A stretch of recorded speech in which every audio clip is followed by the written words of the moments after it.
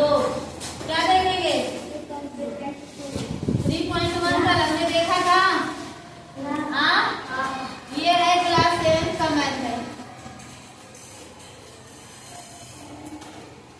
Class 7 का math देख रहे हैं, प्रश्नावली 3.2। ठीक है, कल हम लोगों ने देखा था प्रश्नावली 3.1। 3.1 में सिर्फ आप क्या पूछा था, उसमें परिसर बताना था और क्या माध्य। तो सभी लोगों को परिसर आ गया।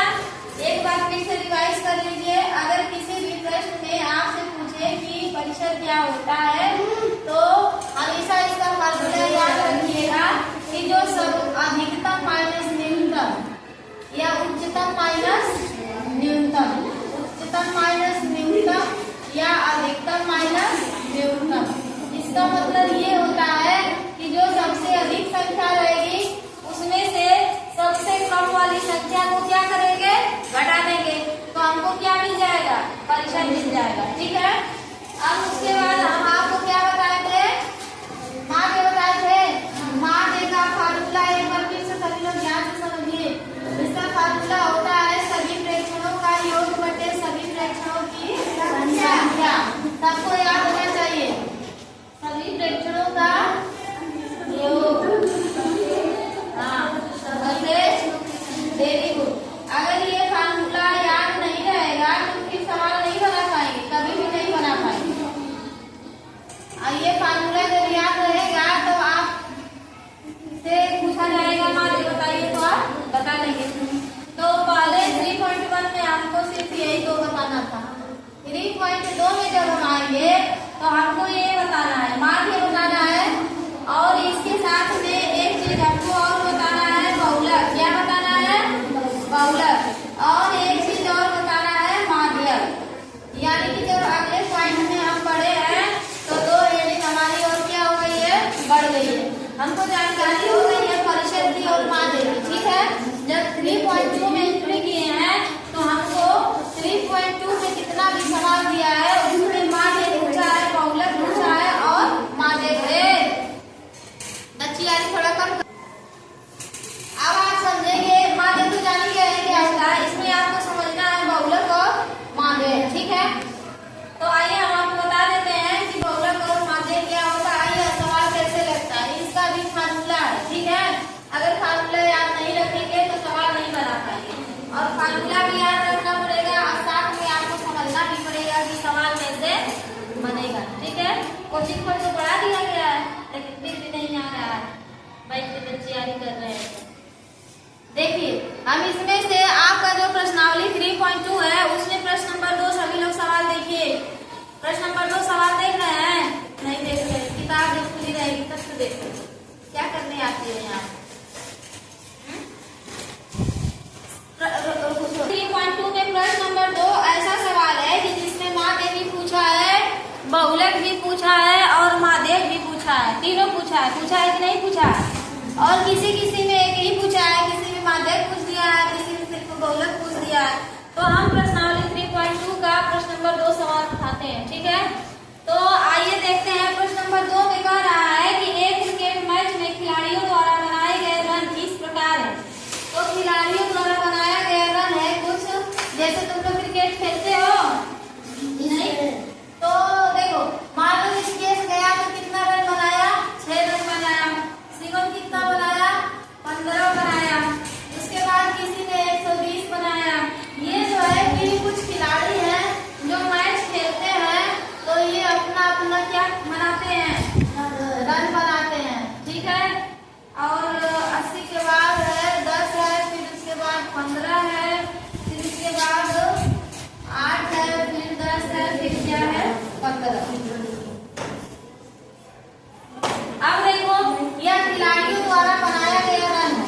तो प्रश्न में यह कह रहा है कि इसका हमको क्या बताना है बच्चों, माध्य, और क्या बताना है, बहुलक बताना है, और इसके बाद इसका हमको बताना है माध्य।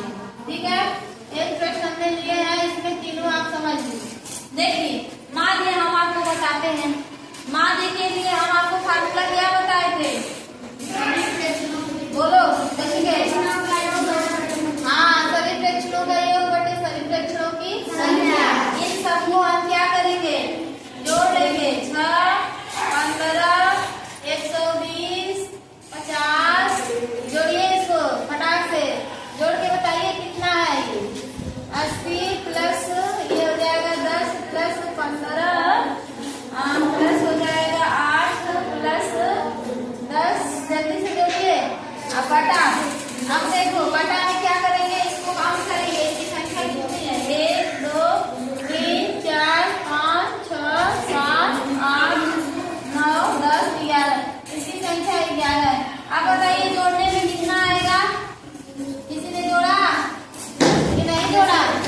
कितना आएगा? 300।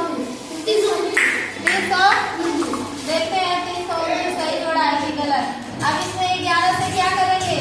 भाग करेंगे। जब 11 से भाग करेंगे तो 11 की 33 नहीं जाएगा, 2 बार जाएगा। 11 दूनी 22।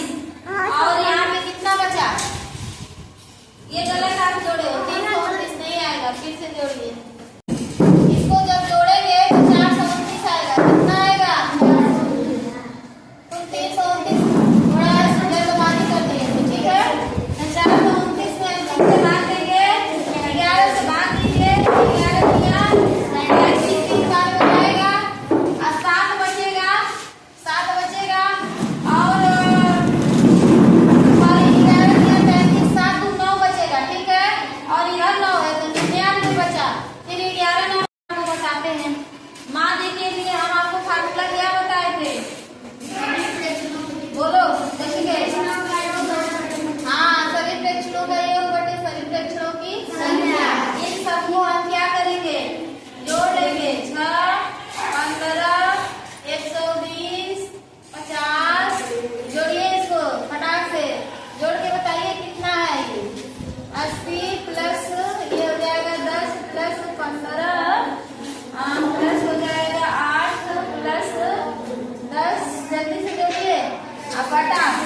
अब देखो बटा में क्या करेंगे? इसको काउंट करेंगे। इसकी संख्या कितनी है? 1 2 3 4 5 6 7 8 9 10 11। इसकी संख्या 11 है। अब बताइए जोड़ने में कितना आएगा? किसी ने जोड़ा कि नहीं जोड़ा? कितना आएगा? 300। देखते हैं 319 सही जोड़ा है कि गलत। अब इसमें 11 से क्या करेंगे? भाग करेंगे। जब 11 से भाग करेंगे तो 11 की 33 नहीं जाएगा, 2 बार जाएगा। 11 दूनी 22। और यहाँ पे कितना बचा? ये गलत आप जोड़े हो, 319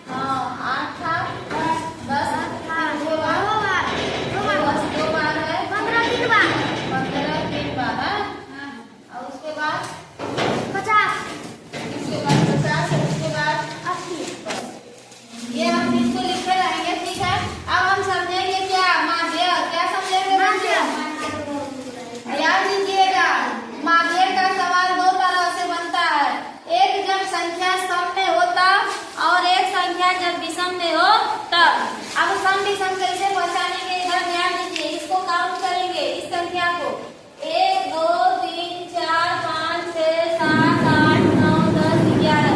अब आप हमको बताइए कि 11 कम है कि विषम है? विषम है। Very good. आप कैसे जाने हैं कि ये 11 विषम संख्या है?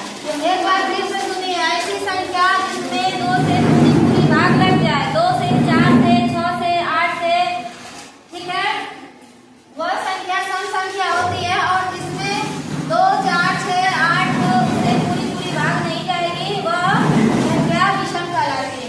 यानी ऐसे आप रख सकते हैं कि जिसका इकाई अंक 0 हो, 2 हो, 4 हो, 6 हो, 8 हो, यह संख्या सम होती है। समझ में आया? जिसका इकाई अंक, ध्यान दीजिएगा, जिसका इकाई अंक 1 हो, 3 हो, 5 हो, 7 हो, 9 हो, यह संख्या क्या होती है बच्चों? विषम होती है। अब आप बताइए कि 11 क्या है? विषम। अब देखो, तो माध्यम जब हम विषम संख्या का निकालेंगे तो इसका फार्मूला होता है n प्लस 1/2। क्या होता है? n plus 1/2। n plus 1/2। जब यह फार्मूला कब लगाएंगे? जब यह संख्या किसमें होगी? विषम में होगी। ठीक है, यह विषम वाला फार्मूला। अब n बराबर क्या रखेंगे? तो n बराबर यह संख्या कितनी थी? 11। तो n बराबर 11 रखेंगे। सवाल कैसे बनेगा? अब यहाँ हो जाएगा 11 और 11 प्लस क्या करेंगे? 1 और बटा में 2 और 11 में 1 जोड़ेंगे 12/2 और 2 के भाग करेंगे 6। तो आंसर 6 नहीं आएगा। अब यहाँ से हम देखेंगे छठवां संख्या कौन सा है? 1 2 3 4 5 6। और इधर से भी देखेंगे 1 2 3 4 5 6, यानी इधर से भी छठा और इधर से भी छठा। तो छठे स्थान पर क्या है?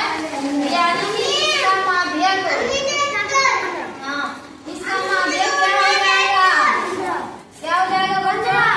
15 हो जाएगा। 6 नहीं होगा, 15 होगा। छठवां स्थान वाला संख्या यहाँ का देखेंगे। समझ में आ गया सबको? ले लीजिए, फार्मूला कब लगेगा बच्चों? जब संख्या किसमें रहेगी? Very good. अब आगे हम आपको बताएंगे क्या होगा? आगे अब आपको हम बताएंगे, दे देना उसको, वो उतार दे दो तो, जो मान रहा है। आगे अब हम आपको बताएंगे कि जब यह संख्या सम में होगी तब हम कैसे लगाएंगे माध्यक वाला सवाल। यह थोड़ा टफ है, ध्यान दीजिएगा। यहाँ पे यहाँ तक आपको आसान लगा है और इसके बाद थोड़ा सा टफ है।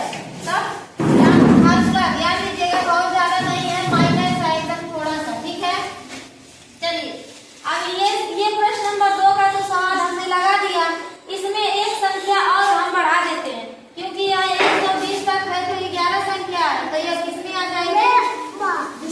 विषम में आ जाएगी ना। तो एक संख्या हम यहाँ पे और बढ़ा देते हैं। मान लीजिए यहाँ पे एक और संख्या हम 10 लिख लेते हैं, कुछ भी लिख सकते हैं। अब यह n बराबर क्या हो जाएगा? 12 हो जाएगा कि नहीं? एक संख्या बढ़ाए हैं तो। अब देखो, माध्यक सम में जब संख्या सम में होगी तो इसका माध्यक का फार्मूला क्या होता है? ध्यान दीजिएगा, इसका माध्यक का फार्मूला होता है 1/2 ब्रैकेट में आपका। जब हम माध्यक निकालेंगे तो यह संख्या किसमें होगी? सम में। 1/2 ब्रैकेट में n/2 पद, ठीक है, फिर प्लस ब्रैकेट में n/2 प्लस 1वां पद।